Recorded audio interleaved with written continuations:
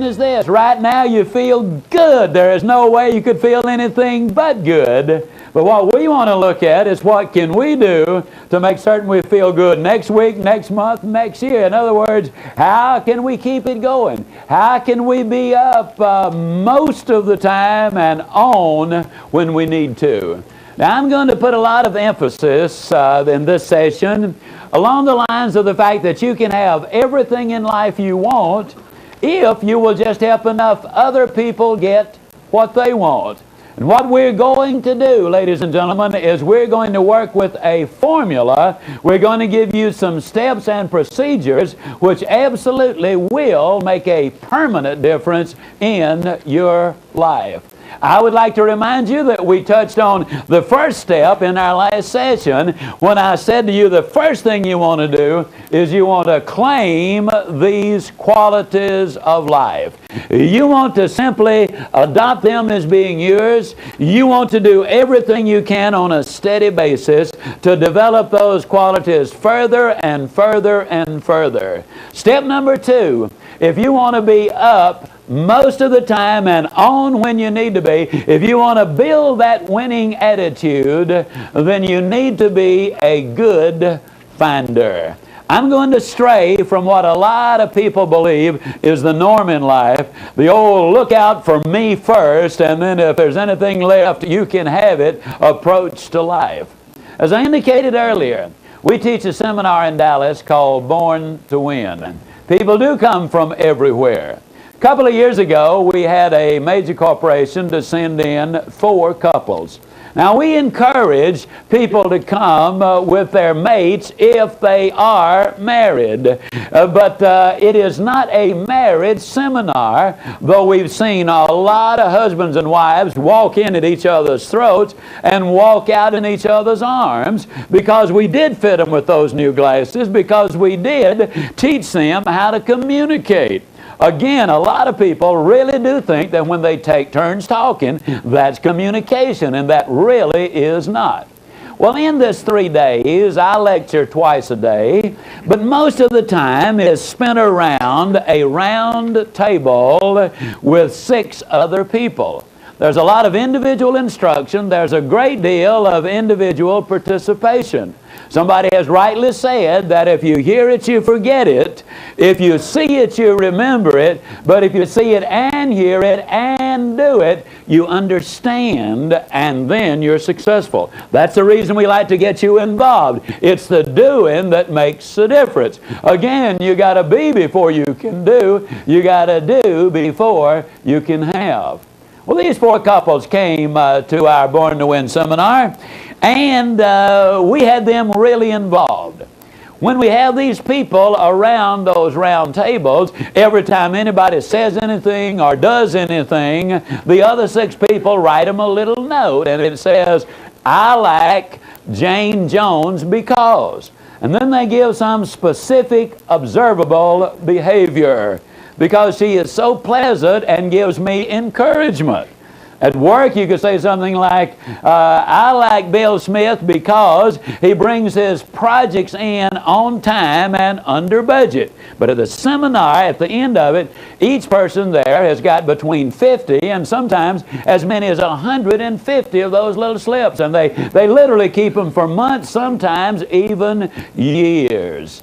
Well, the first night, these 4 couples went out to a late dinner at one of Dallas's finest and certainly one of our most expensive restaurants. They hit the jackpot with a waiter. I mean, he was absolutely magnificent. He had been there over 20 years, been a waiter over 25 years. He was totally professional in every aspect of his job. He was there when he was needed, but he did not join the party. When there was a need, he filled it and disappeared, and he could anticipate those needs. He really was great. Then they got his name, and when they got ready to leave, they left him a 25% tip, which is significant, I hasten to add. They also left, each one of them did, that is, one of those little I like because slips. They walked out the front door. They had gotten about 100 feet, 150 feet from the front door when they heard the waiter's voice from the rear. He was calling to them, wait a minute, folks, wait a minute. They looked, and there he was. And as he ran to them, he was waving those 8 slips of paper. He drew a breath and he stopped. He said, you know, folks, I've been a waiter over 25 years. Then they said he broke down and literally could not say a thing for what seemed like forever. When he finally regained his composure, he said, in 25 years, this is by far the most significant thing that has ever happened to me. He said, I will never forget tonight. And with that, he turned and walked back in the restaurant. Never a word about the tip, just about those little 8 slips of paper. My good friend Calvert Robert from Phoenix, Arizona, says there are over 3 billion people on the face of this earth who go to bed hungry every night. But he says there are over 4 billion people on the face of this earth who go to bed hungry every night for a word of praise, an appreciation, of love, of hope, of affection, of encouragement. Wouldn't it be tragic if one of those people was your wife, or your husband, or your mom, or your dad, your son or your daughter, or for that matter, someone with whom you work every day of your life? A nice person, a nice lady, a nice guy, who on the surface seems to have everything going their way, but deep down they're in turmoil. And a word of encouragement, of consideration, of kindness, of affection. What a dramatic difference it could make in their lives, and it would only take a moment. Yes, words of encouragement can make such a dramatic difference in someone's life. 3 years ago, I spoke down in Melbourne, Australia. During one of the breaks, a lady came up to me and she said, Mr. Ziglar, I'm 32 years old. She said, I have 2 little girls. They're 6 years old and they're 9 years old. They've had psychological problems like you absolutely cannot believe, including a reversion to infantile behavior. She said, I got your tapes on raising those positive kids. And she said, in one of them, you say, tell your kids that you love them. But she said, Mr. Ziglar, in my 32 years of life, there's never been a living, breathing human being who said to me, I love you. But in your tape, you just kept saying, tell your kids that you love them. And she said, as a matter of fact, it was weird because it seemed every time I would put that particular tape in, it was always on that exact spot. If you don't tell your kids that you love them, they're going to grow up and get married and have kids, and they won't tell their kids that they love them, and somebody's got to break the chain. She said, one night we were seated in our den. I was on one side of the room. My 6-year-old was literally at my feet. My 9-year-old was across the room, and all of a sudden she said, I remembered. And she said, I just more or less blurted it out. Girls, I just want you to know I sure do love you. She said, had my 6-year-old been on a spring, she could not have gotten up any faster. She was like a shot out of a gun. She threw her arms around me and hugged me and kissed me and started crying. My 9-year-old across the way ran across, and she threw her arms around me and she hugged me and she kissed me and she started crying. And of course by then I was crying too. She said, Mr. Ziglar, I have no idea how long we cried. Might just have been a moment or two, but it might have been 5, even 10 minutes. She said, all I know is that when we finished crying, that those tears had washed away a lot of the hurt and the pain and the bitterness even that had crept into our lives. Though I was emotionally exhausted, there was an exhilaration that is impossible to describe, a feeling that I'd never had before in my life. She said, the girls and I promised each other that night that never again would we let a day go by that we didn't start that day and end that day by hugging and kissing and declaring our love. She said, you know, Mr. Ziegler, you would have thought that under the emotions of the moment, the circumstances that were there, you would have thought that it would have been easy and natural. But you know, when we got away from the emotion of that moment, we started thinking about it, I felt awkward the next morning.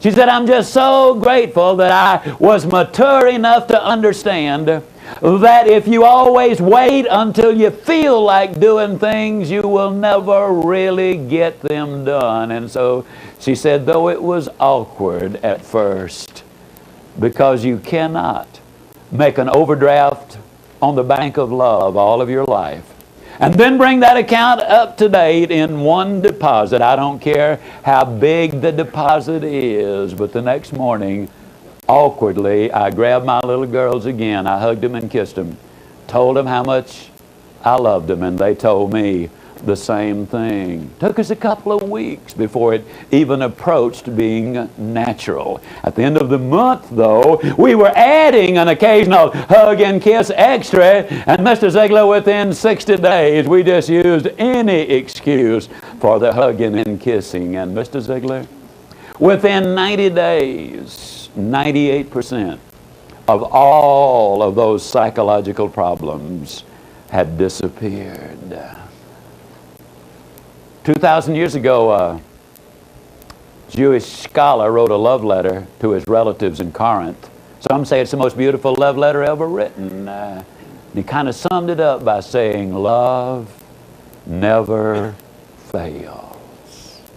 I was interested to note that when you chose those qualities of success, you put loving in there because it is so important.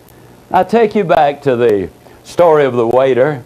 Now, I got a couple of points I want to make with that story. Well, one of them just kind of cute. At least I think it's cute. Wouldn't you have just loved to have been at the next table that waiter served?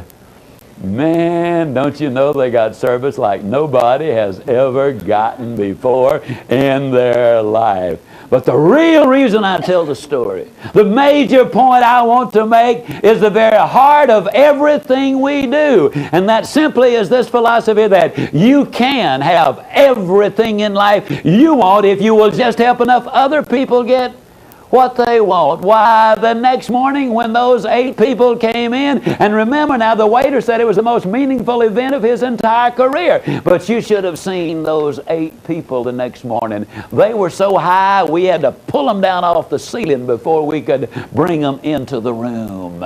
They bought a case of those little I like because pads because they want to give them to everybody. It really does work. And you know, I'm not a mind reader, but I know where some of your thinking is. You might sit there and say, well, Zig, I can see where it would work for that lady in Melbourne, Australia. Those were kids. I can see where it would work with that waiter because, after all, the reality is he got a bigger tip because he did such a job. But, Zig, you got to understand, man, I work on Main Street. I deal with Wall Street. This outfit I work with, man, they're bottom line. Can you use this philosophy in the cold-blooded, hard-headed business world in which we live? My friend, it works better there than anywhere else.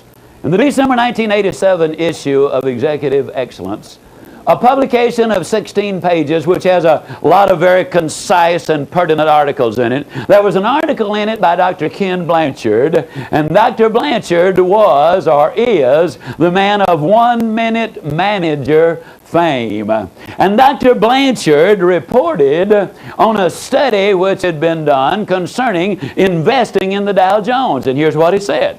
Had you put $30,000 30 years ago in the Dow Jones, right across the board, the composite, he said today you would have in excess of $100,000. But he said, had you taken the same $30,000 and invested it in the 21 companies which have ethics as the base from which they operate, these qualities right here, ethics, the base from which they operate, Plus, they have an announced public policy that the reason they're in business is to serve the public. You can have everything in life you want if you'll just help enough other people get what they want. Today you'd have over $1 million. Same article. Same article. He reports on a study done by Arizona State University of the companies which have paid dividends for the last 100 years. Now, folks, that's financial stability, if there's ever been financial stability. And these companies have ethics as the base from which they operate, and an announced public policy that the reason they're in business is to serve the public. It's absolutely true. You can have everything in life you want if you'll just help enough other people get what they want. So step number 2, if you really want to keep that attitude right, if you really want to build that career, and if you really want to do the things in life that will make you successful, become a good finder. Now, incidentally, folks, you know, again, I'm not a mind reader, but I know sometimes when people sit there in seminary, you get to thinking, well, I don't know if I want to do all that.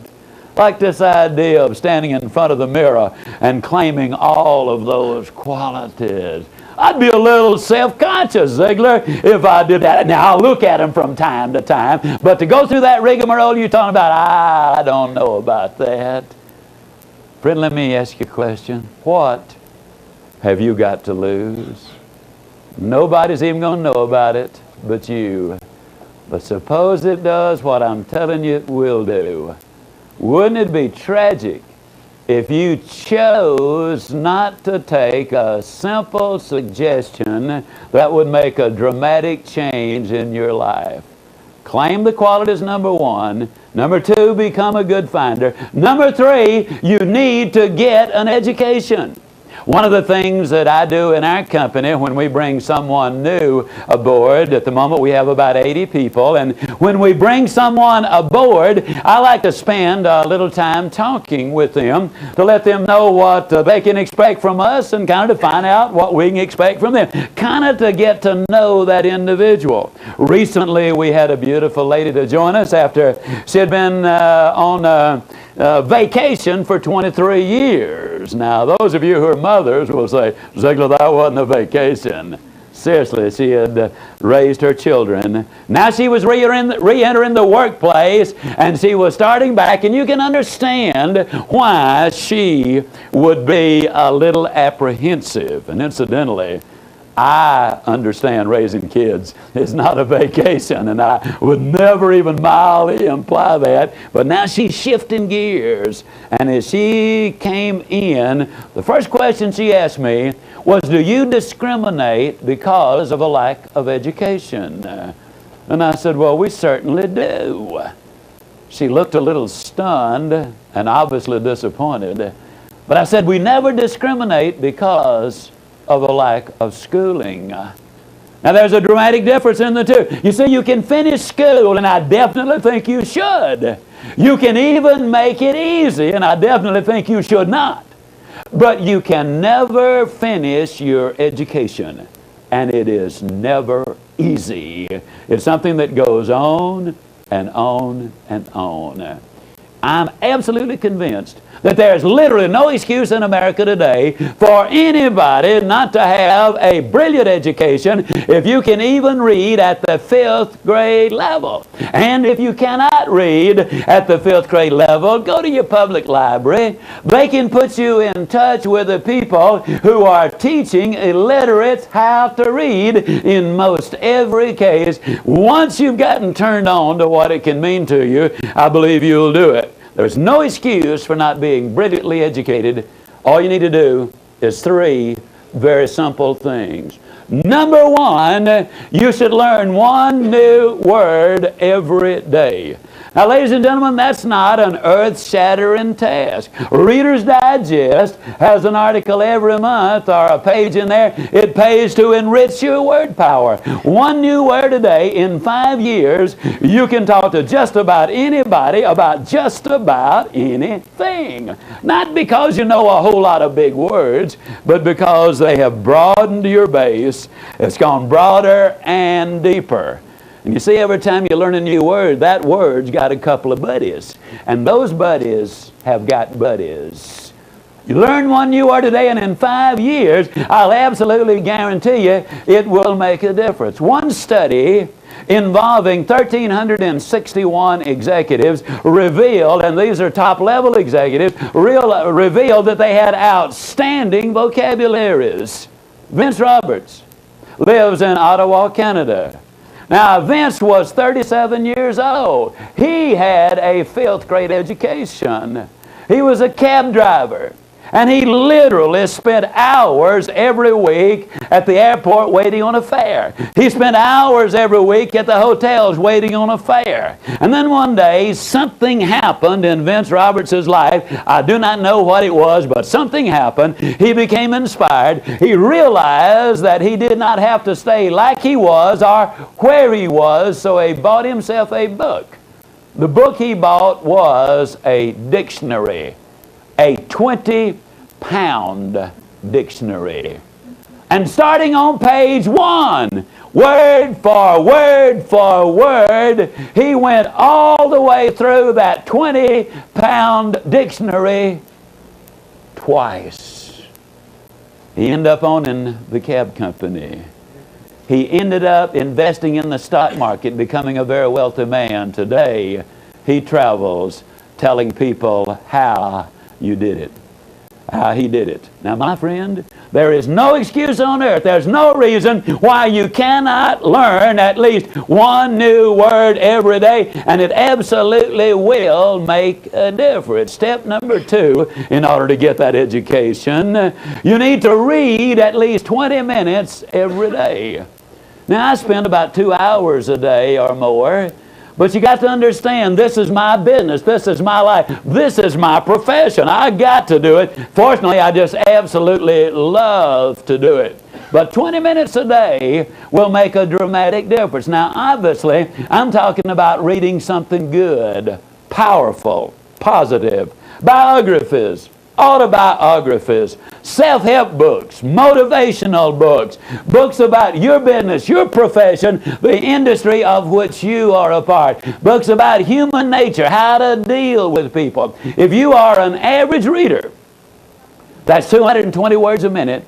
If you will just read 20 minutes a day, at the end of the year you will have read 20 200-page books. That is 18 more than the average American reads in a year's time.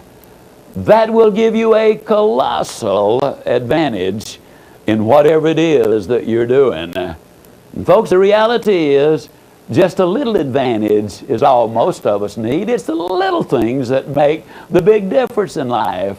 You call a girl a kitten, she'll absolutely love you. Call her a cat, you got a problem, friend, a bad problem. If you say she's a vision, you score all kind of points. Call her a sight, you're in trouble. Fellows, can you imagine you look in your wife's eyes and say, honey, when I look into your eyes, the wheels of time just stand still. Oh, that's beautiful. That's poetry.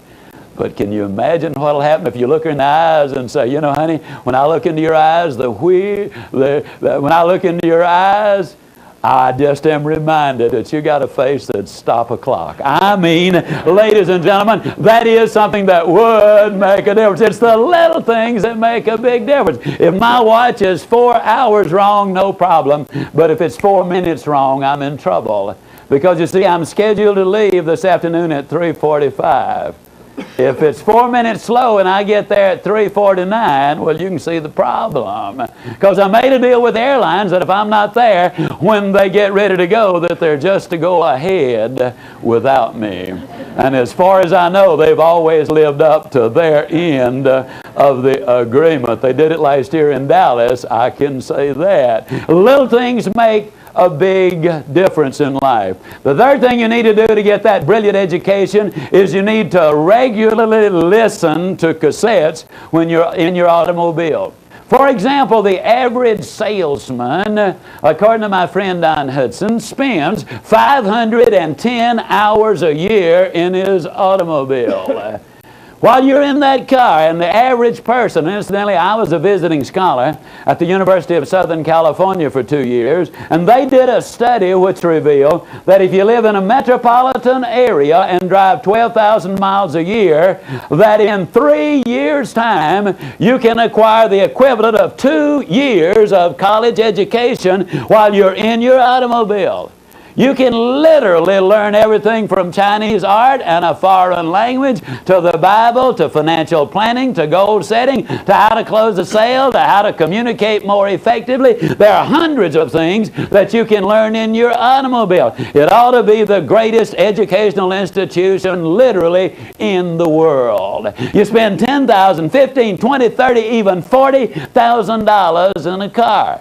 And yet the typical American, let me tell you what they do. They stomp their foot and gripe and groan and complain. Every time the traffic gets a little heavy, they see a jam up front and they say, daggone it all, when are they going to do something about this? When they see a traffic jam, saying, oh boy, I bet it's going to take me 30 minutes to get through that sucker, and in 30 minutes I can learn 3 new words, I can learn 2 new closes, I can learn about financial planning. That's what I'm talking about. Using the time that you have. You got to go anyhow. Why not get an education while you're on the way? And that won't take 1 minute of your time.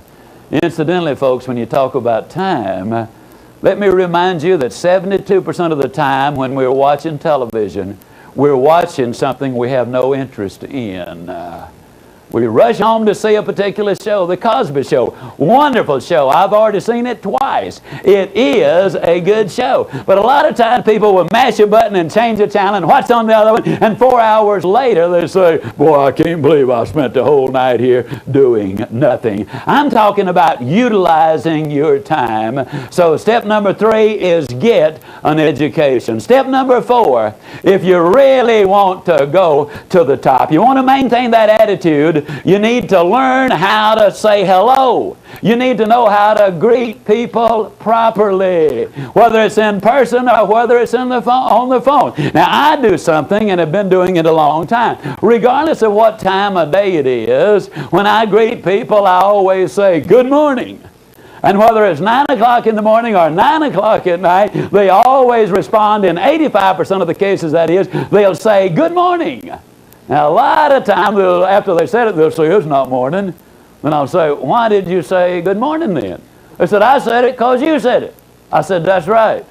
That brings out something very important, ladies and gentlemen, and that's this. When you go out in life to find friends, they're very scarce. When you go out to be a friend, they're everywhere. What you send out is what you get back. If you complain because people in a certain area or building were not very friendly, can you honestly say that you initiated in the friendliness yourself? Send it out and you will get it back. Greet people enthusiastically, whether it's in person or on the telephone. Now, I challenge you to do this.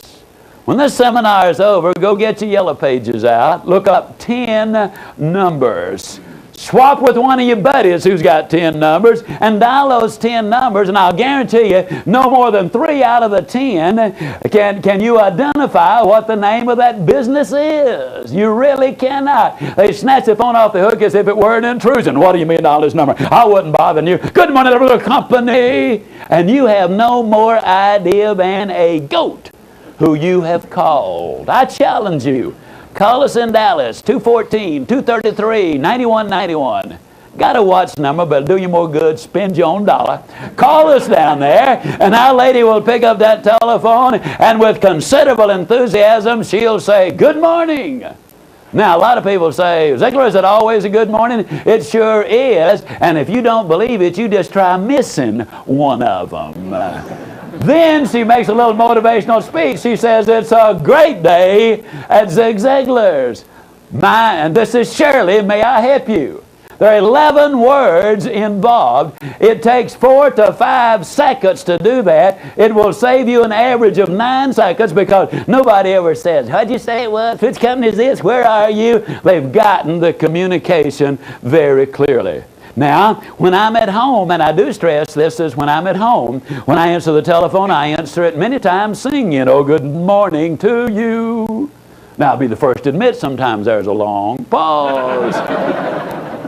A lot of times I'll sing, "If you don't speak up, I'm going to hang up." And they'll say, "Who is this?" I'll say, "Whoever you want. Who do you want?"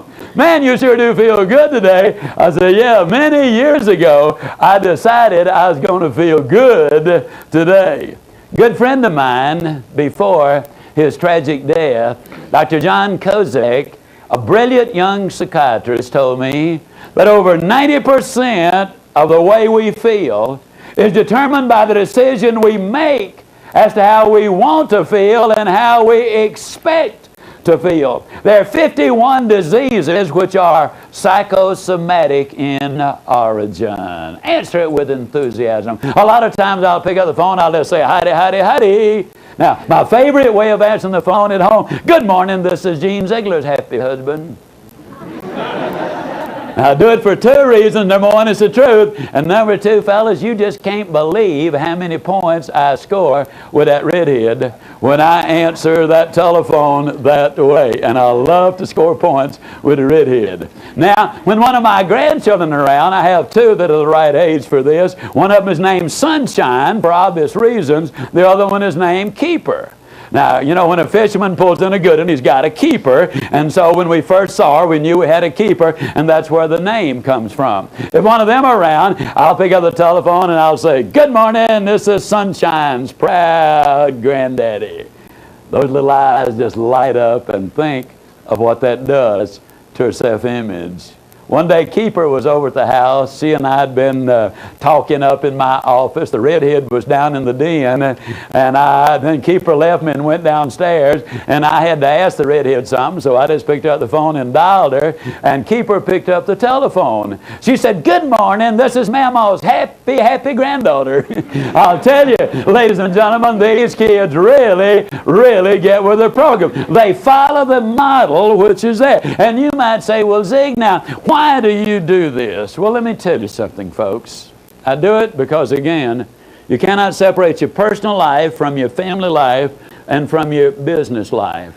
We were very fortunate early on. We discovered that kids go where there's excitement. They stay where there is love. There has never been a generation in our nation's history that is as starved for affection and intimacy as is this current generation. And they are not getting it, and that is one of the reasons they turn to drugs and promiscuity. The reason they get involved in gangs and some of the vandalism that takes place. We discovered that if their love was there and the excitement was there, that other kids would come play in our den and living room. Our children's friends wanted to, out of curiosity, what kind of people are they up there that answer the telephone that way? So they would come up. Sometimes we had a traffic jam, but I would prefer 14 of those kids in our den and us know everything going on than to have my child somewhere else and have no idea of what was happening. Now, I kind of hit the jackpot again in this. The redhead is affectionately known as the happy hugger. If it's moving, she will stop it and hug it. And if it is not moving, she'll dust it off and sell it.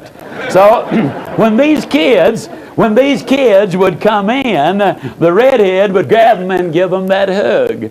In many cases, that was the only hug they had gotten since the last time they had been there.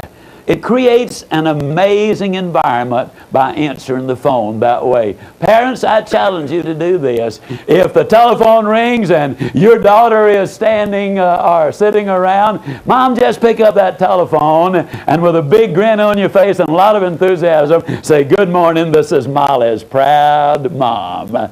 Dad, if you're there and the phone rings, you pick up that telephone and you say, "Good morning, this is Paul's proud pop." And you might have that old gawky, gangly 15-year-old boy standing there, and he might say, "Oh, Dad." But I'll guarantee you, the next time the phone rings, he will wait for you to answer it. It is the ultimate compliment. When one of my grandchildren are over there, they never answer the telephone. They go to the telephone, but they wait for me to answer that telephone. I can tell you it'll do wonders for their self-image. Dad, let me talk to you just for a moment. Dr. Ross Campbell says this. He says the average little 6-year-old boy has only gotten 1/6 as much hugging and kissing as has the average little 6-year-old girl. And in the first grade, little boys get in 9 times as much trouble, or 9 times as likely, rather, to have a speech difficulty as are little girls. Dr. Campbell said that in all of his years of research and all of his years of practice, he has never known a single human being with a sexual dysfunction who had a father who was gentle and affectionate and compassionate and loving and kind, and some of those other feminine qualities. There's still a bunch of those macho men who say, "I ain't gonna kiss my little boy and make a sissy out of him." The absolute opposite is true. The kids are starved for skin. They want hugging. They want to know that you care. And fellas, I'll say the same thing about your wives. Let me tell you something. They resent it when you ignore them all day and then give them your undivided attention when the lights go out. And as a practical matter, I'll just flat tell you, if you gripe about the mashed potatoes at supper or dinner, all you're going to get the rest of the evening is cold shoulder. Your relationship. I believe we are hungry all over this land for people who are willing to hug when hug is all they're interested in. Step number 4, learn to greet people in person. If somebody asks you, "How you doing?" Instead of the old negatives that you often hear, "Well, fine since it's Friday," or "Good since I get off in 20 minutes," or "Great since it's payday." And don't you love it when some people, as my good friend Roy Hatton says, when they pull themselves up to their full height and say, "Well, under the circumstances." I mean, it makes you wonder what they're doing under there in the first place, doesn't it? Now, the next time somebody asks you, "How you doing?" why don't you just tell them the truth? Why don't you say, "Outstanding, but I'm improving," or "Super good, but I'll get better"? And you might say, "But Zig, suppose I'm not doing super good. Am I telling the truth?" Of course you're telling the truth. You're just telling it in advance. That's all. Why wait on the good stuff? Claim it now. Enjoy it now. Step number 6, to build that winning attitude, we need to shape up. Ladies and gentlemen, I'm sorry, you know what I just did? I skipped step number 5. Hey, don't want to do that. Step number 5, cancel that one. As we'd say down home, some folks could foul up a 2-car parade. And so let's back up to step number 5. For 27 hours a year, you do something that's kind of neat, that we have to do. You know, negative Americans amaze me, and yet so many of them are so negative, they call those electrical appliances on the street corners red lights or stoplights or traffic lights. But they really are put there to make traffic go. So the reality is they are go lights. Now let me ask you a question. Have you ever been at one of those go lights, and you're going to spend 27 hours a year, incidentally, waiting on the right color, and you're sitting there waiting on the right color to come along. You're all excited, you're all enthused, you're highly motivated, you're listening to your ZIG ZIGLAR tapes. And you look out the side of your eye, and you can't believe what you're seeing. Here sits a guy over here, and he's waiting on the right color to come along, but he's got a good firm grip on that steering wheel. I mean, he doesn't want that car to go anywhere. Got his mouth fixed exactly right just in case he has to talk to that thing. And you can't believe it. You're watching him. He's got his foot on the accelerator. He's racing the engine, trying to change the color of the light. Let me ask you a question. How many of you have actually ever seen some dodo sitting there racing a car motor trying to change the color of the light? Can I see your hand, please? Folks, I hate to be negative. Matter of fact, I won't be negative. I'll be like a little boy came home from school one day and said, Dad, I'm afraid I flunked that arithmetic test. His dad said, son, that's negative. Be positive. He said, Dad, I'm positive I flunked that arithmetic test. I'm absolutely positive that by racing that car motor, you're not going to change the color of that light. Now, every once in a while, and I know we got some very prominent, enormously successful people watching this, and some of them are very sophisticated, and I know some of them say, well, I certainly would not say super good, but I'll get better, or outstanding, but I'm improved. I just wouldn't say things like that. That's a little amateurish. That's even a little juvenile. Well, friend, if you think it's juvenile to say super good, but I'll get better, just what do you think it is to sit there and race that car motor trying to change the color of the light? Now, that's just not going to work. Good friend of mine, Bernie Loftic in Winnipeg, Canada, is really more a brother. Bernie is the most positive human being I've ever seen. He's so positive he's never had a cold. Once in a great while he has a warm. He's so positive he won't even talk about the weekend. He says that's negative. He calls it the strong end. And you might say, now come on, Ziegler, you got to be kidding me. Super good, strong ends, go lights, all of that kind of stuff. Is that necessary? No, you can be mediocre without it. Mediocre? Who does that dude think he's talking to? I'm the president of my own company. Mediocre? I'm worth over $10 million. Mediocre? Why, I have led the nation in sales every year for the last 3 years. Mediocre? I've got 2 PhDs. Well, bully for you. I still say mediocre, because success is not measured by what you've done compared to what somebody else has done. You might have 10 times the ability they have. Success, real success, is measured by what you've done with the ability you have. Compared